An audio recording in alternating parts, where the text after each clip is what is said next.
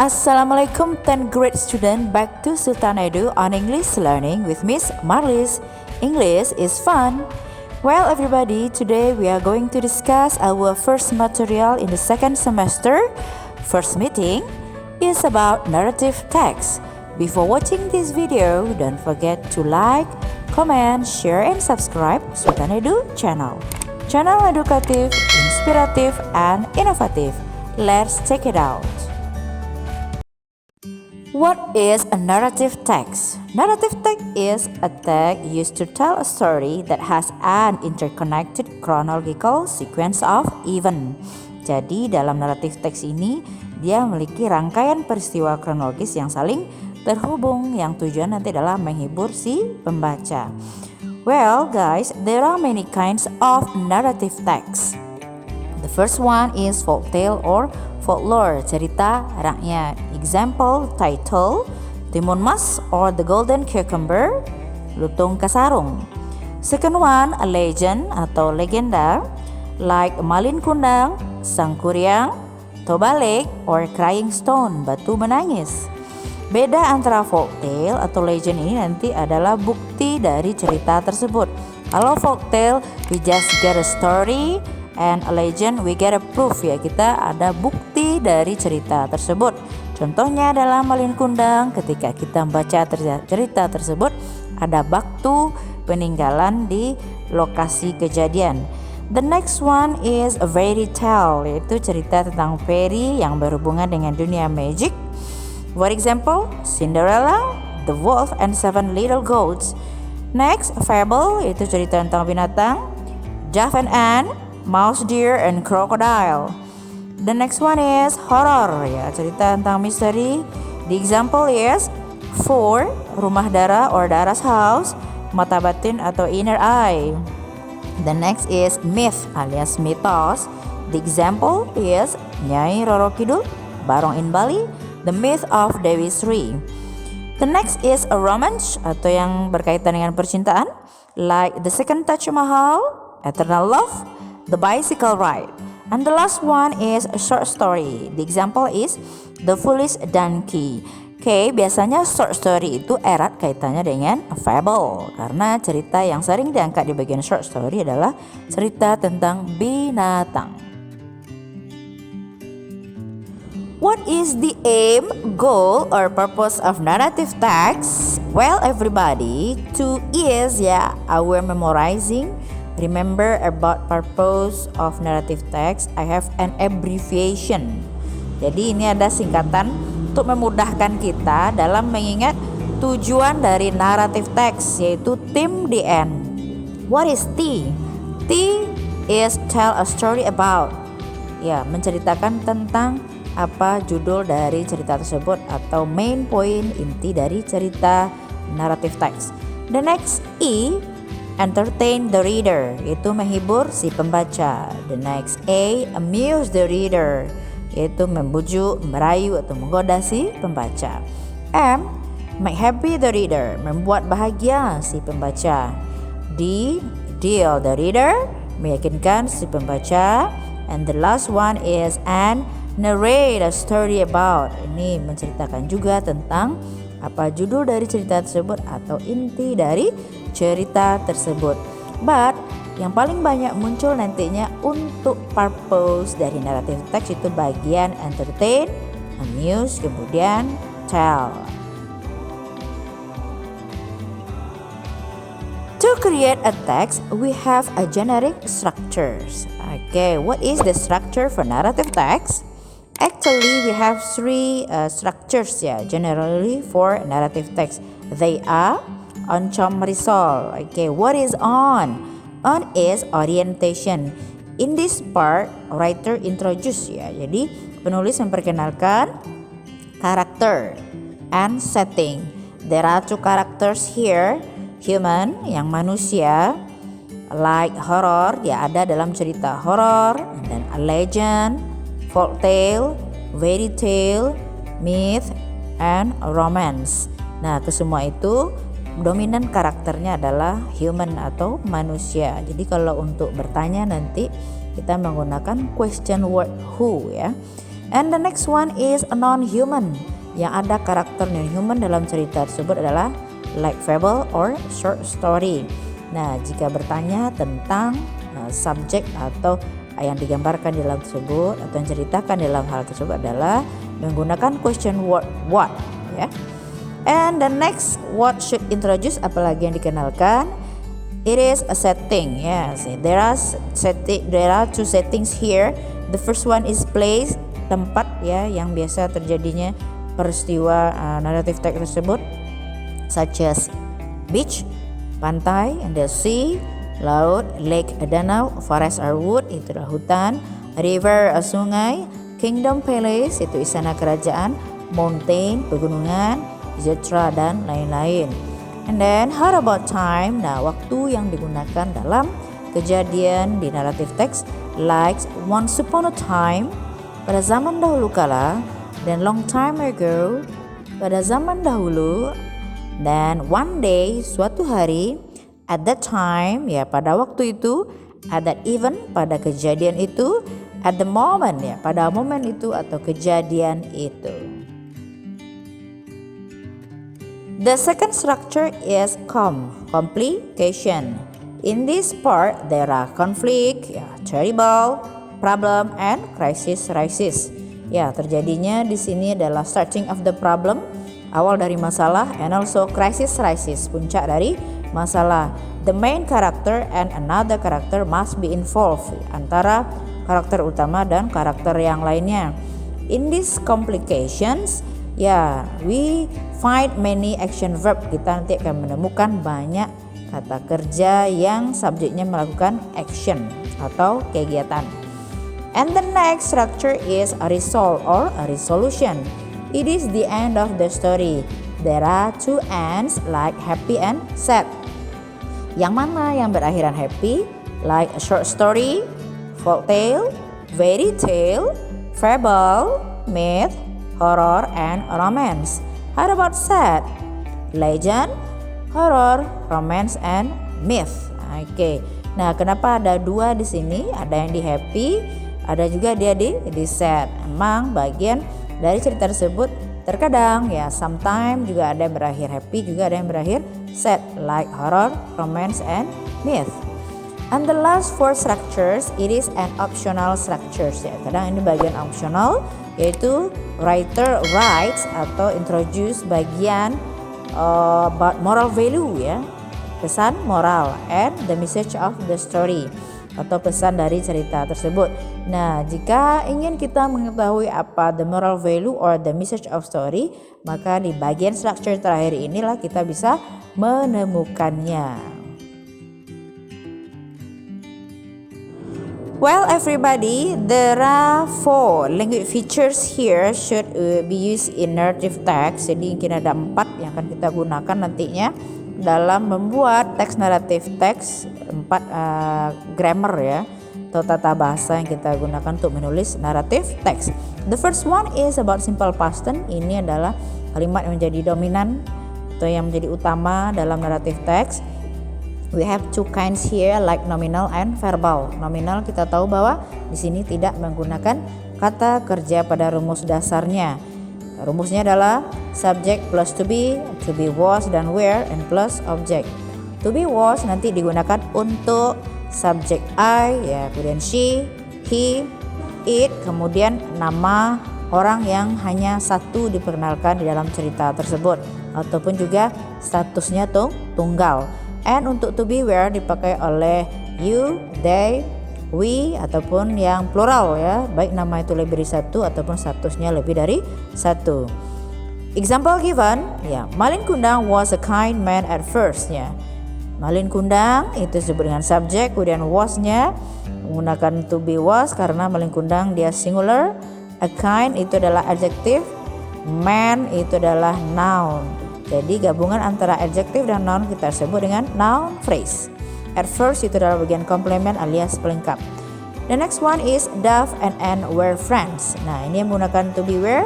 Seperti Duff and Anne itu dia subjeknya adalah plural. The next untuk yang verbal. Untuk yang verbal The pattern is subject plus verb to. Ya, kata kerja kedua ada yang berbentuk regular, beraturan, atau yang tidak beraturan kita sebut dengan irregular. Untuk beraturan itu diakhiri dengan di atau ed, kemudian plus object. Example given, Malin Kundang hunted to forest. Nah, hunted itu bagian ke regular. Dan yang mana lagi irregular? For example, Cinderella ran out of Kingdom Palace. The second language feature is a past progressive. Jadi past progressive ini digunakan untuk peristiwa yang telah berlalu tapi sedang terjadi di waktu itu. Ya, di sini kita akan ada keywordnya yaitu penggunaan while dan when. Jika nantinya kita menemukan while di dalam rumus tersebut, maka setelah while kita menggunakan rumus past progressive yaitu while plus subject plus to be, was atau were, kemudian plus verb ing plus object, dan setelah itu masih ada satu lagi kegiatan, maka kita letakkan koma yang di belakangnya itu adalah rumus simple past tense yaitu subject plus verb to plus object. For example, ya, while hunters were shooting at a bird in a forest, ya, Malin Kundang hunted other animals. Ya, ketika nih hunters ya pemburu sedang menembak burung di hutan, Malin Kundang berburu binatang lain. Jadi bagian past progressive ini kegiatannya lebih lama terjadinya atau durasinya dibanding dengan simple past. Mulainya boleh bersamaan tapi endingnya itu berbeda. Past progressive yang paling lama atau mulainya itu bertikai bisa jadi dan endingnya harus berbeda. Tetap yang paling lama adalah past progressive. Next, how about when? Bagaimana dengan kalau ada when? When, setelah when kita gunakan rumus simple past yaitu subject plus verb to plus object. Kemudian ada lagi kegiatan yang satunya itu adalah kegiatan past progressive yaitu subject plus to be, was, aware plus verb ing plus object. Jadi kita tinggal membalikkan kegiatan yang contoh pertama tadi. For example, when Malin Kundang hunted other animals, hunters were shooting a bird in a forest. Ya, ketika Malin Kundang telah memburu binatang lain, ya, si pemburu sedang menembak seekor burung di hutan. The third language feature is past perfect. Nah, jadi past perfect ini agak complicated sedikit ya. Nah, there are two kinds of past perfect, nominal and verbal. Untuk nominal, the pattern is subject plus had plus been plus object plus before, and then plus subject plus verb to plus object. Jadi kalau seandainya nanti before-nya di tengah, maka setelah before kita gunakan simple past. Nah, di depan pun before nanti, yang penting setelah before kita gunakan adalah simple past. Nah, bolehkah after kita posisikan di sana? Boleh. Yang penting setelah kata after kita gunakan rumus past perfect. Baik afternya nanti di tengah atau in the middle atau in the start di depan. Example given, hunters had been in a forest before Malin Kundang was there. Pemburu sudah berada di hutan sebelum Malin Kundang berada di sana. Jadi hunters ini sudah berada terlebih dahulu sebelum Malin Kundang berada di hutan. Nah, seandainya kita balik before itu adalah di depan, maka dia akan berubah seperti ini. Before Malin Kundang was in a forest, hunters had been there. Nah, jadi sebelum Malin Kundang berada di hutan, pemburu sudah berada di sana. Oke, how about the next yang selanjutnya adalah the moon had been behind a cloud before that day was cool. Nah, bulan sudah berada di balik awan sebelum hari terasa dingin. Nah, sekarang kita balik before-nya di depan. Before that day was cool, the moon had been behind a cloud. Akan sama juga, hanya mengalih posisikan sentence atau kalimat yang kita gunakan. Oke, how about after? Bagaimana dengan after? Kalau kita kan gunakan after nominal juga bisa. Example, nanti dia akan seperti ini bunyinya. After hunters had been in forest, maling kundang was there. Jadi setelah si pemburu berada di hutan, maling kundang baru berada di sana. Atau selanjutnya, after the moon had been behind a cloud, that day was cool. Oke. Jadi setelah bulan berada di belakang awan, hari terasa dingin. How about verbal sentence? Nah, bagian verbal di sini tentu kita menggunakan kata kerja. Kata kerja yang digunakan bentuk ketiga. Rumusnya adalah after plus subject plus had plus verb 3, itu bagian past perfect. Kemudian ada kegiatan satu lagi, itu adalah simple past dengan rumus subject plus verb 2 plus object. Example given. Nah, di sini kita menemukan hanya ada kata after. Boleh juga kita posisikan kata before di dalam verbal sentence. After hunters had shot a bird in a forest, maling kundang hunted other animal. Ya. Setelah pemburu menembak seekor burung di hutan, maling kundang memburu binatang lain. Ya. Bagaimana dengan penggunaan before? Nah, kita letakkan before lagi ya. Berarti gini bunyi kalimatnya adalah hunters had shot a bird in a forest. Ya. Before maling kundang hunted other animal. Ya. Jadi pemburu telah menembak seekor burung di hutan sebelum maling kundang memburu binatang lain. Second example is after Cinderella had run out of Kingdom Palace, Prince looked at her. Ya. Sekarang kita gunakan before. Cinderella had run out of Kingdom Palace before Prince looked at her. Nah, jadi boleh after dan before berada di kalimat nominal dan juga verbal. The last language feature in narrative text is direct and indirect speech, yaitu ucapan langsung atau tidak langsung. Nah, sini kita ambil cerita antara monkey and crocodile. Ada kita temukan some of direct speech di sini. For example, crocodile said to the monkey, "My father is very sick. He has to eat the hair of the monkey, so he will be healthy again." Nah, jadi yang bagian directnya itu adalah yang dalam tanda kutip ya, dari my father is very sick sampai so he will be healthy again. Nah, bagaimana perubahan di indirect speech-nya, yaitu setiap yang berbentuk present maka akan berubah menjadi past ya, berubah nanti past atau lewat. The crocodile said to the monkey that, ya kita menggunakan that untuk pernyataannya. His father, jadi his father itu adalah kata ganti dari crocodile, was very sick. Ya, to be is berubah jadi was. Kemudian he had to eat the hair of the monkey. He tetap he, kemudian has ya berubah menjadi untuk kedua had to eat the hair of the monkey. So he would be healthy again. Nah, will itu adalah bentuk present dari future-nya atau future present akan berubah jadi past future, seperti dari will berubah menjadi would ya. The second example is ask the crocodile what's for. Nah, akan berubah menjadi nantinya the crocodile asked the monkey what for was ya. Jadi dari pertanyaan berubah jadi pernyataan. And the last one, said the monkey, because I don't bring my hair. Karena saya tidak membawa hati saya. Itu juga berbentuk simple present, maka akan berubah menjadi bentuk simple past tense. For example, the monkey said to the crocodile that ya, because he didn't bring his hair. Nah, jadi don't akan berubah jadi did not atau didn't.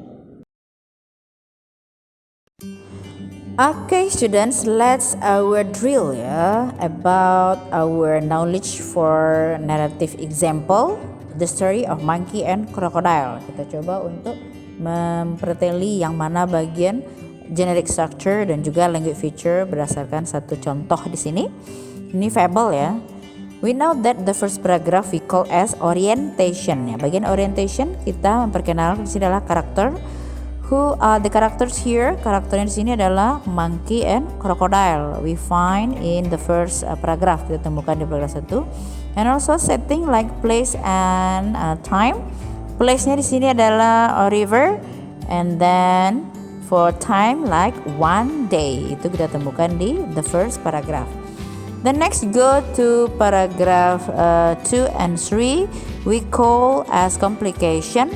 Nah, di sana sudah ada starting of the problem and also crisis the arises. Permulaan dari masalah dan juga puncak nantinya dari masalah. Puncak dari masalahnya, awal dari masalah itu adalah dari unluckily the crocodile was very hungry. Nah, itu di sana kita akan menjumpai banyaknya action verb di sana, kata kerja kedua yang si subjek beraction, ya. And then the fourth and also the fifth paragraph we call as a resolution, yaitu the end of the story. Nah, ternyata the end of story is happy ending because the crocodile agreed and turned around, ya. The crocodile menyetujui dan kembali bahwa dia tidak jadi memakan hati dari si monkey. Jadi si monkey dia di sini happy cerita akhirnya. Oke. Nah, selain itu kita preteli juga bagian language feature-nya. Di sini dalam cerita Monkey and Crocodile kita banyak menemukan simple past tense yang menjadi dominan di sini. Kemudian juga ada kata direct in indirect speech yang telah kita discuss di the slide before, in the slide before. Like seperti my father is very sick, he has to eat the hair of the monkey so he will be healthy again. And then what's for? Kemudian ada kata because I don't bring my hair. And also where is your hair? Kata dia, you are foolish. Now I'm free and I have my hair. Nah, itulah bagian dari generic structure dan juga language feature yang kita temukan dalam narrative text berbentuk verbal. Nah, bagaimana dengan language feature yang lain seperti past progressive dan past perfect?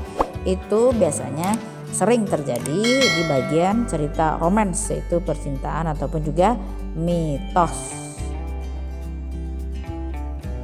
It's time for us to go our conclusion. So we can say that a narrative text is a text used to tell a story that has an interconnected chronological sequence of event. Nah, jadi intinya di sini dalam narrative text itu adanya sebuah menceritakan cerita yang memiliki rangkaian peristiwa yang saling berkaitan satu sama lainnya. For example, like folktale, legend, fairy tale, fable, myth, horror or mystery, romance and short story. What about the purpose of the narrative text? Kita punya abbreviation atau singkatan untuk memudahkan kita mengingat apa tujuan dari narrative text. It is theme the end. T itu adalah tell a story about, menceritakan ceritanya, apa cerita dari narrative tersebut. Kemudian E adalah entertain the reader, menghibur si pembaca. A amuse the reader, membujuk si pembaca. M make happy the reader, membuat bahagia si pembaca. D deal the reader, kemudian meyakinkan si pembaca. Dan N adalah narrate a story about, itu menceritakan apa inti atau judul dari cerita naratif tersebut. Ingat, ini adalah tujuan dari keseluruhan naratif teks, tetapi ada juga yang paling sering muncul nantinya kalau ada sebuah pertanyaan yang bermultiple choice. Nah, maka jawaban yang sering muncul itu adalah di bagian entertain, amuse, dan tell. Yang lainnya ada tapi tidak sebanyak antara E, A, dan T. The next generic structure for narrative text is orientation. Nah, di sini kita memperkenalkan nantinya karakter dan juga setting. And then complication, ini starting of the problem and crisis rises, and resolution, the end of the story, happy and sad. And the last one is reorientation. Nah, di sini kita bisa menemukan, we can find the moral value or the message of a story. And language feature for the narrative text is there are 4, like simple past tense. Ini yang paling dominan kita temukan, ini ada di kesemua jenis narrative text. And then past continuous, next past perfect, and direct indirect speech. Untuk past perfect ini paling banyak atau sering dijumpai di bagian romance. That's all for our learning today. Please always watch the next and new videos from Sultan Edu. Don't forget to like, comment, share, and subscribe agar Sultan Edu viewers tidak ketinggalan dengan video-video pembelajaran selanjutnya. Thanks a million. See you for the next meeting. Wassalamualaikum warahmatullahi wabarakatuh.